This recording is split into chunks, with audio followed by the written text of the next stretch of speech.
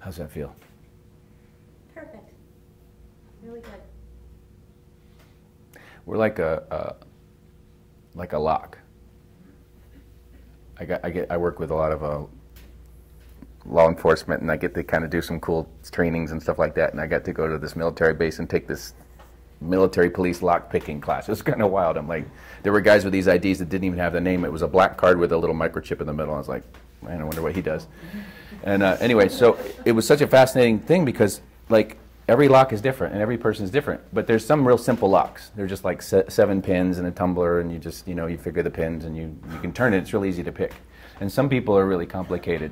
Like some locks have like double beveled things. There's Medicos. There's these new flat ones with dimple. I mean, so people are like locks. Some people are really simple. You can just boom, boom, boom for all blah, blah, blah, and then they're well. It's really quick. And some people are like, you know, like picking a Medico. It's really tough. You got to really dig. You got to find what the clues are. You got to go a little deeper than just the surface, you know.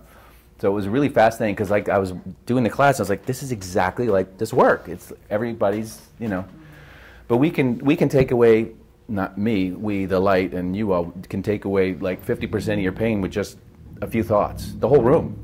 Like that's wild, right? So those are all the simple locks, you know, where it's kind of surface, where it's not too complicated, where there's not a lot of fibromyalgia kind of stuff, or, you know, that kind of thing. Epstein-Barr, those are the kind of more complicated because it's kind of woven into the organism of the person. It's really become a survival tool. The pain is part of their, what they define as survival, because the pain they think helped them to survive situations.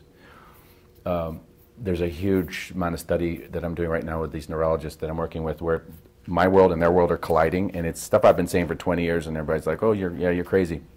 I was like, trauma affects DNA, and it's measurable. And all these brilliant scientists have been saying, no, it's not true, it's not possible. And I've been saying, well, all right, whatever you want to say. It's there, you just haven't seen it yet. And sure enough, in the last few years, they've been discovering, we talked about it last night a little bit, these epigenomes. And they're these little tiny chains of acids that attach to the DNA.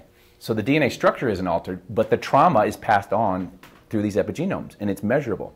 So what they're finding is like your great-great-grandparents or great-grandparents or somebody who was in the Holocaust, I wasn't even there, I'm still carrying that trauma in me. Yeah. Right? Now we've known this in the spiritual community or whatever because it's common sense, right?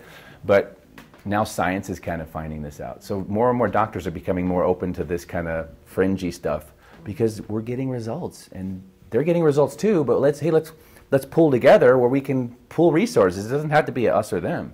Like I don't look at this as alternative. I look at it as complementary. Does it cause harm? Is it effective? You know, is it $1 million? No, so why not? Let's include it. So they're really kind of getting on board. It's really fascinating. Not all of them, but it just takes a handful, and then we get the movement going, and then it's like